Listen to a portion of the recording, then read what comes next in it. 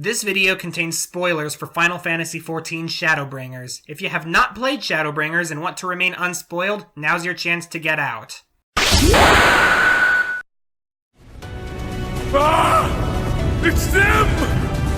The villains who would sow chaos in my perfect paradise! Keep them away from me! I command you! Keep them away! You have no idea how hard it was to narrow down which villains from 14 would make it onto this list. As I mentioned before, I love this game, and there are a lot of villains that could have made the list, and it was really tough to narrow it down to 4, and I feel he's really worth talking about. The land of Norvrant has been plagued by creatures known as Sin Eaters, which used to be normal humans and animals until they were overwhelmed by the Flood of Light, turning them into mindless abominations who consume living ether from living beings, leaving only the light behind. However, in the city of Yulmore, a child was born who possessed the ability to control them. This is Vauthry. Vauthry was groomed from a young age to be worshipped as a holy king for his power, and as a result of that, he became a despot who sought to bring the world under his rule in a supposedly holy paradise, all while indulging in a life of self-gratification and pleasure. Just looking at this hedonistic man-child, you'd think he'd be an utterly laughable villain. And yeah, he does have quite a few funny moments, particularly when things don't get his way and he just completely loses his cool. I'll kill them! I'll kill them all! I'll enslave their minds! I'll torment them!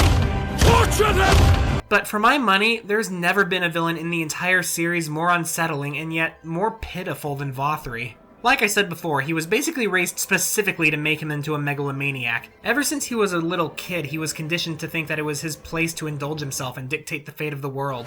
It's pretty clear that he's always been at the whims of those who wanted to use him for their own personal gain, like the guy who gave him his powers to begin with, or his parents who saw them as their ticket to wealth and power. But don't misunderstand, he's not being controlled by anybody, and the things he does are downright horrific.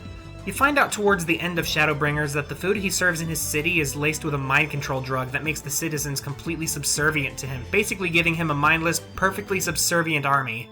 Also, it's Soylent Green. It's also here where you find out that Vauthry is basically a Sin Eater himself, and while the original reveal is understated and honestly kinda hilarious, Look, I'm a beautiful butterfly! when you do get to fight him, he eventually transforms into his ultimate form, which, in comparison to his normal form, looks...